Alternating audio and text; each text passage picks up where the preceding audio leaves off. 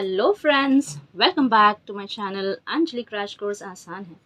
आज मैं general entry का पार्ट 2 कराने जा रही हूँ। Part 1 is already uploaded in my channel on my channel so let's see आज मैं क्या करवाने वाली हूँ आपको बता दूँ। मैंने लास्ट क्लास में रियल, पर्सनल और नॉमिनल अकाउंट का रूल्स बताया था।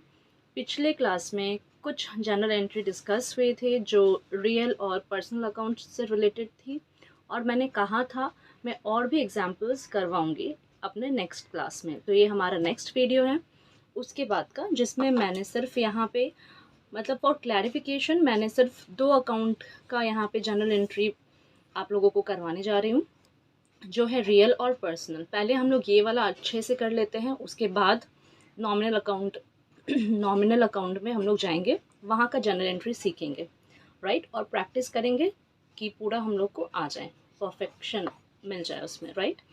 तो चलिए देखते हैं। अगर आप लोगों को याद ना हो या कुछ प्रॉब्लम हो रहा हो ये समझने में कि रियल अकाउंट और पर्सनल अकाउंट क्या है, आप मेरे प्रीवियस वीडियो में जाके देख सकते हैं। मैं छोटा सा ब्रीफ यहाँ कर देती हूँ। रियल अकाउंट हमेशा एसेट होता है बिजनेस का, ठीक है। और उसमें हम लोग का रूल क्या है, गोल्डन रूल है हमारा, debit what comes in and credit what goes out.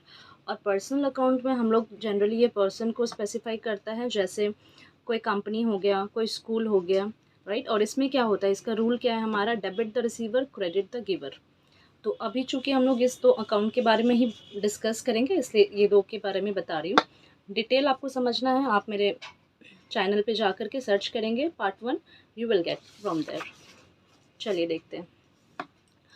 Furniture purchase from Chintu ₹20,000, right. यहाँ पे क्या हुआ है, फर्नीचर परचेज हुआ है फ्रॉम चिंटू। तो फर्नीचर हमारा कौन सा एसेट है, हमारा ये फिक्स्ड एसेट इसको बोल सकते हैं, ठीक है। और ये रियल अकाउंट से रिलेटेड है।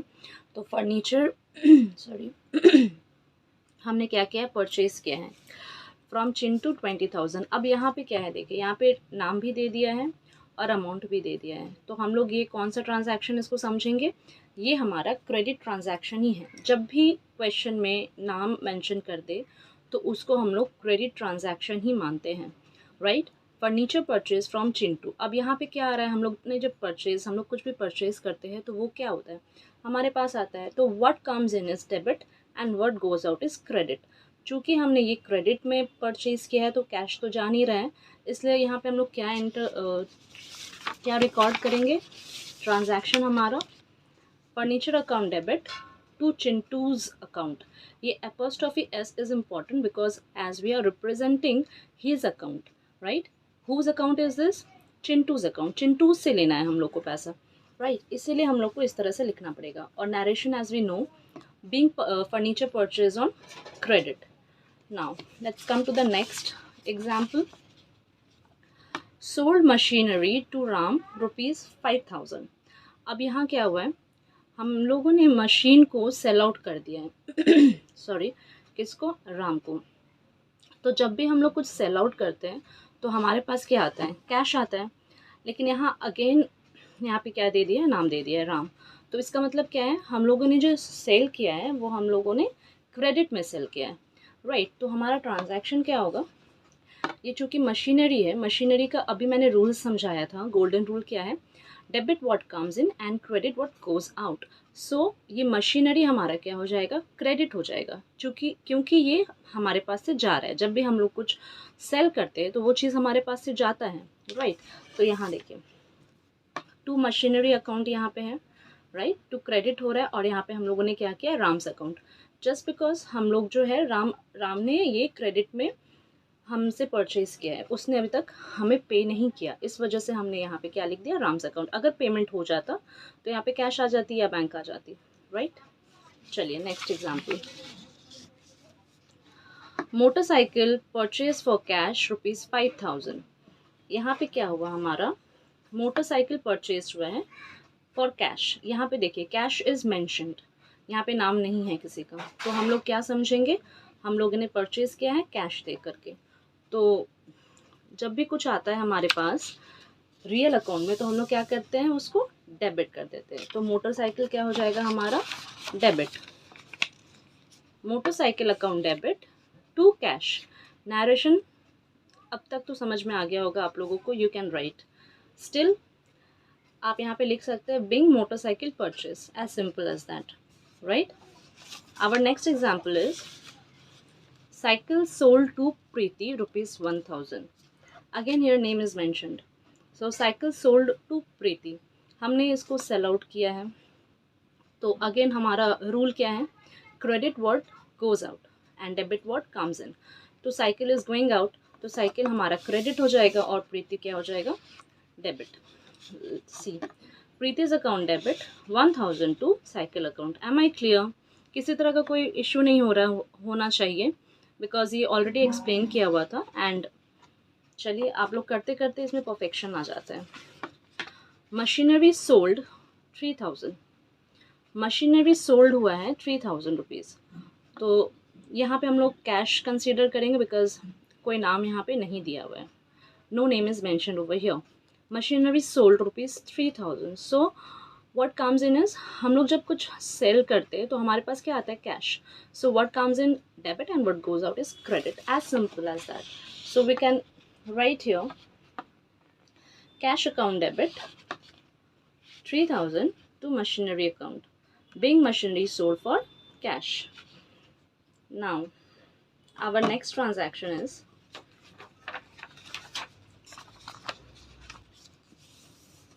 purchase goods for cash. अब क्या किया है हम लोगों ने, कुछ गुड्स खरीद लिए हैं कैश दे करके। तो गुड्स आ रहे हैं तो हम लोग क्या करेंगे, उसको डेबिट कर देंगे। Goods account debit to cash 500। Again paid Partha ₹100, हमने पे किया है, उसको दिया है। तो यहाँ पे क्या होगा हमारा, व्हाट कम्स इन, तो कम आ रहा है क्या, Partha account will be mentioned over here because हम लोग पार्था को दे रहे हैं। Partha account debit to cash because cash is going from our end. So right, again this is the last transaction.